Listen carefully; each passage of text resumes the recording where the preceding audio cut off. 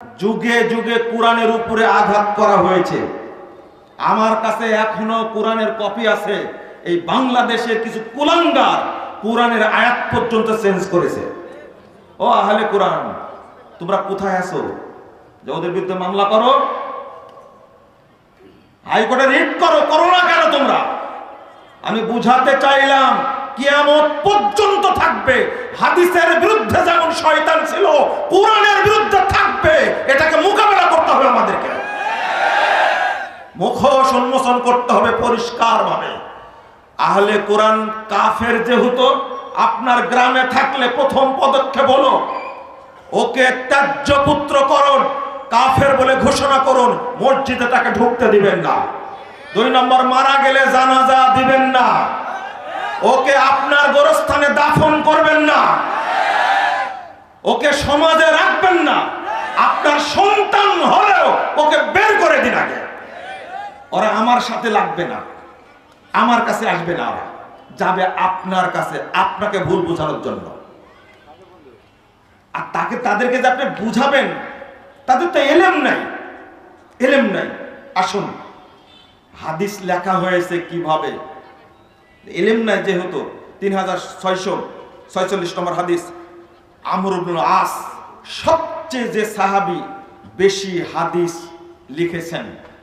আবু হুরায়রা রাদিয়াল্লাহু আনহু বলছেন, যদি আমি লিখতে পারতাম তা আমর ইবনে আসের চেয়ে বেশি হাদিস লিখতে পারতাম।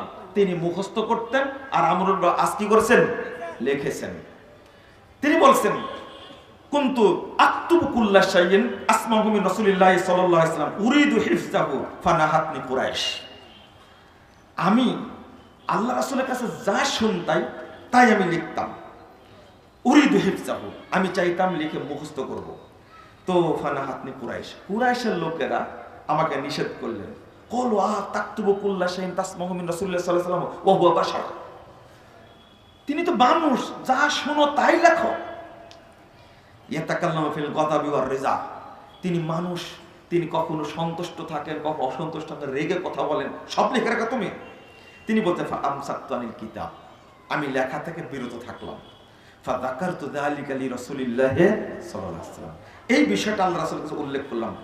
ফাআউমা বি আসউসবিহি ইলা ফিহি, তিনি তার আঙ্গুল দিয়ে মুখের দিকে ইশারা করলেন, করার পরে বলছেন ফাকাল উকতুব, তুমি লিখতে থাকো।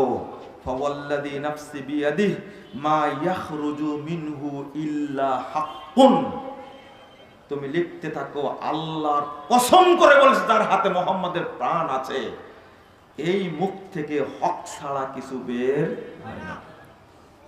এই নাদান, মূর্খ, আমর ইবনে আস সম্পর্কে কোনো ধারণায় আমি জানি।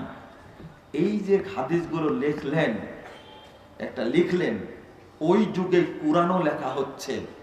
কোরআন বিশ্বাস করতে পারলে, কিন্তু হাদিস বিশ্বাস করতে পারলে না কেন? বুঝেননি কথা? তুমি কোরআন বিশ্বাস করো, তুমি স্বার্থপর, তুমি মুসলিম উম্মাহকে পথভ্রষ্ট করার জন্য মাঠে নেমেছো। তো মনে রেখো, এই বাংলাদেশের শত্রুতা বহুদিন আগে শুরু হয়েছে। আহলুল হাদিসদের সংখ্যা বাড়ছে, মসজিদ বাড়ছে, বিরোধাত্মক করে কোনো লাভ হয়নি, আগামীতে লাভ হবে না ইনশাআল্লাহ। একজন আহলে হাদিস সেনা বেঁচে থাকতে এই বাংলার বুকে আহলে কোরআনের স্বপ্ন কোনদিন বাস্তবায়িত হবে না ইনশাআল্লাহ। কথা পরিষ্কার, এটা জেনে রাখতে হবে। পিলাই চমকে দেবে একজন থাকলে ইনশাআল্লাহ।